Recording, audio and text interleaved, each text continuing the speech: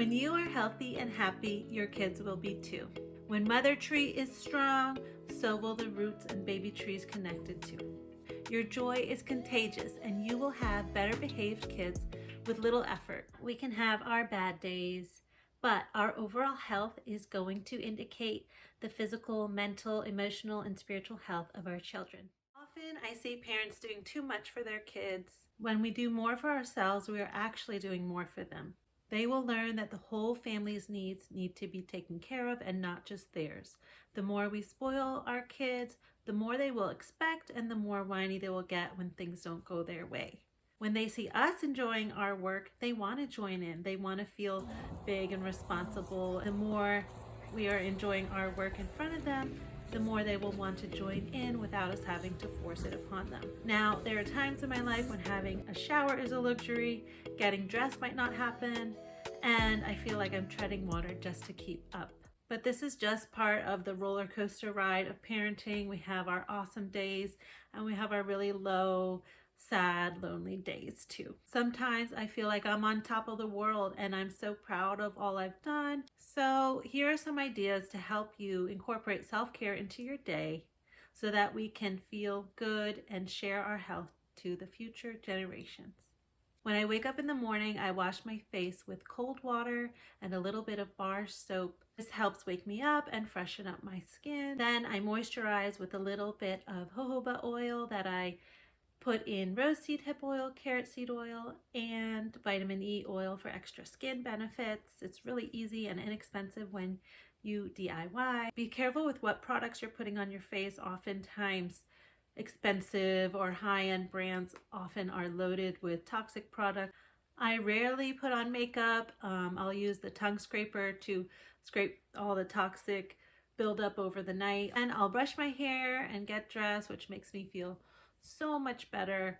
When I look good, I feel better, my mood is better, and I'm ready for whatever the day has to bring me. If I were going to work, I'd get dressed, and being a mom is my work, so I need to get dressed. I want to wear colors that make me feel good, materials that make me feel good. Sometimes I want to look super feminine, other times I just want to be in clothes that I can easily stretch in or run around with my kids in. And same with pajamas. I used to just wear like old clothes or rags, but now I have set pajamas or nightgowns that I love and make me feel good. They're comfy on my skin and easy to wear. My kids usually wake up one by one and they often want cuddles right away, and we do make time for that. That's a beautiful bond and health benefit for everybody. There are times when I'm busy. Doesn't mean that we can't bond, so I'll find ways that they can help me with what I'm doing. Sometimes they want to help us grind the coffee or whisk the eggs for breakfast. Other times I'll just explain, hey, I gotta get something done. I can sit with you in a moment. Why don't you go wait on the couch in the blankie or go in the sensory swing or get a stuffy. Lately, I have not been able to wake up early because I'm waking up throughout the night with my baby, but that is starting to shift and I'm starting to wake up early, and when I am up early it feels so good because I have time to actually do some stretching and yoga. I have time to light an incense or candle, set some intentions or prayers for the day. I have a little prayer book that's like one a day, and it really just helps set my mood for the day. Your thoughts are so powerful, and when you believe, things come true. So really believe in yourself, believe in your dreams, they can come true. In the morning, I open windows, open curtains, let in the fresh air. This is good for your health, good for the kids' health. You don't want stagnant energy in the house, or we don't want anything to be stagnant, really. Things got to keep moving. We got to let go of things, then new things come in our way. I love doing some organizing. It helps me just ground and feel better about my day if I know a little bit about what's going on. I'm very flexible and fluid, but it helps me to have a little bit of structure. So either what the kids' chores are going to be, or what workbooks they can do, or what shows they might be able to watch later. Also, what really helps is knowing what I'm going to be making for dinner. I found that I used to be really stressed if I didn't know it was for dinner. 4 o'clock would come around really quick and I'd be like, I don't know what to make, and I don't have any meat thought, or it just gave me stress. So what I do now is I go through the fridge or freezer and make sure I have a little bit of an idea of what we'll do for dinner, and if I can, do some prepping throughout the day so that when dinner time does come, if I'm needed or things are busy or we're playing outside, I don't have to rush in and stop what I'm doing. Drinking a large glass of water in the morning is really the best thing to wake up your organs. You don't want to shock them with really hot acidic coffee. I love coffee, but I wait until I've drinking enough water and I at least have food on its way or ready to pair with my coffee. Having coffee right away with nothing else can lower your blood sugars quickly. I know that music or like inspiring podcasts can really help me, but I can't always listen to that with the kids around. They don't always like it or I can't focus on it. But I've recently discovered the power of headphones, and I'll just like tuck my phone into my pocket or a fanny pack and I'll listen to favorite music or inspiring music. But I also have this app called Activations that I absolutely love, and it's just positive affirmations and really keep your focus on track, manifest what you want to, reflect, focus, whatever. It can be done while you're walking, while you're doing dishes, anything. I've noticed a huge shift in my energy and my mood. In the afternoons, I make sure I have a moment to pause or rest. I'm usually nonstop until like 2-3 o'clock in the afternoon. I'm like, whoa, I'm really tired. But being your own boss can be hard, but you want to be a good boss, so you want to give yourselves breaks. As if you had a boss, you'd want them to give you a break. So take those breaks, take those moments to just sit and pause. If it's nice out, I'll lay outside or sit on a chair or hammock and let the breeze fill me up and just do nothing. Let the sun on my skin, just watch the kids. Usually they'll come crawl on me or cuddle with me or ask me for something. And I say, this is my rest time in a little bit. Put up those boundaries, healthy boundaries. And modeling giving yourself rest or explaining that adults need rest too is modeling self-care for your children. Our motto is rest hour gives us power. I make sure the kids have time to rest every day. Being a stay-at-home mom can be a lot of little tasks that do not involve high energy or high intensity, but it is fatiguing because it's just constant all day long, picking up, doing this, doing that, and your brain is like in 10 different directions. So what helps me like recenter and get my heart moving is going on a walk. I'm often pushing a baby or two or holding a baby, but often I have a stroller in my hands, and if I don't, I feel weird. I'm like, I'm supposed to be holding something, but I'm trying to get my kids to walk more. But I do enjoy having the stroller because then I can walk faster, and that makes me feel good. And plus I'm outside. Nature does wonders. Nature is medicine. If the kids ever have a meltdown or an issue or problem, we often switch up the environment. Going outside really helps. When I have a crying baby, when we go outside, it's like, oh, there's a new world out here. I can look at the bird flying or whatever, the sound. So it really can help shift everybody's energy and mood. So make sure you get outside every day, no matter what. Now, if I can't get a minute to myself and the day is just super chaotic, which sometimes it is, I will use a show as like a babysitter, but I'm pretty specific about what they watch. Often I'll find educational shows or shows that are realistic, not just silly, dumbed down shows that find falling down and hurting people to be funny.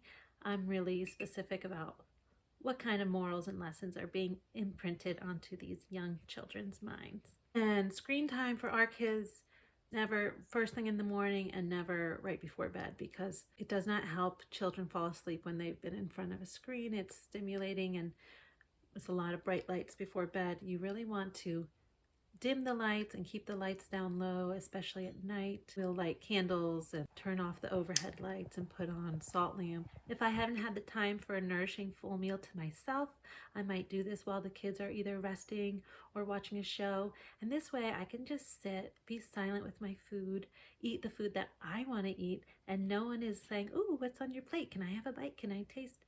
Can I have some? So yeah, if you can find those moments to just sit and eat a meal, that can be super grounding and beneficial for you, and then you won't be snapping at your kids later because you're super hungry. So take care of yourself. All right, now during dinner, it's a curfew for phones for my husband and I.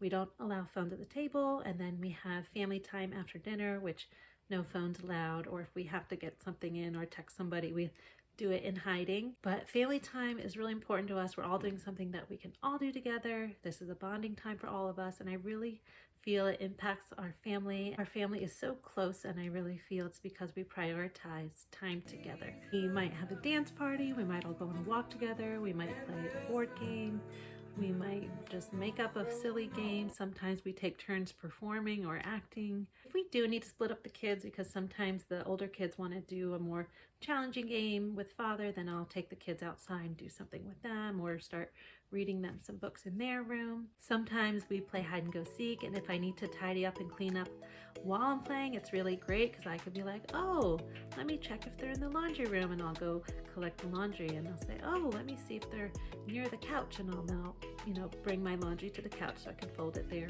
Now I often try and do two things at once. I'm trying to take advantage of the moment, seizing the moment. When the kids are on the swing, I'll be doing squats while I'm pushing them. I'm trying to get in my workouts, my stretching at any point of the day because I no longer have the luxury of 30 minutes or an hour to just sit and do that. So at night when I'm putting the kids to bed, I'll lay there. They love when I lay there. It helps them just fall asleep more easily. I'll either lay there silently and I'll do my stretching. Sometimes they're watching me and saying, what are you doing? And they see that I'm stretching. I remember watching my mom doing workout videos, and now I'm like, I want to do workout videos. So really what you do does have an imprint on your kids. I'll often sing to the kids. It makes me feel good. It makes them feel good. I do have some favorite lullabies that I make sure I love the lyrics, but I also just sometimes make up lyrics on the spot. And that helps to practice my emotional, intuitive side. So after having put the kids to bed, which can be about 30 minutes to an hour, my husband and I get into our bed together and we often decompress. We'll make each other a cup of tea. We'll take turns asking questions and talking about our day. This helps us connect. This helps us process our day. And I have a notebook next to my bed ready.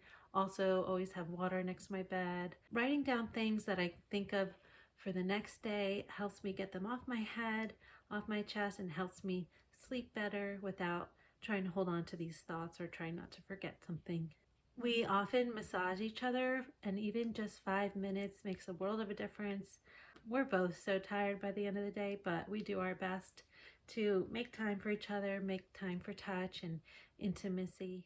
And since we eat dinner quite early with our kids around 5, 6 o'clock, we're often hungry by 9 o'clock. And I know you're not supposed to eat late, but we'll often have a little healthy snack, maybe a date stuffed with nuts or granola and yogurt or something like that. And then sometimes we watch a little light comedy show. Humor is medicine. I like to go to bed feeling lighthearted and release any stress by just letting the day go and taking my mind off of anything. That's just the little things that help me take care of myself throughout the day as a mother. It's the little things that make a big difference. Every little bit counts, and a simple life is a good life.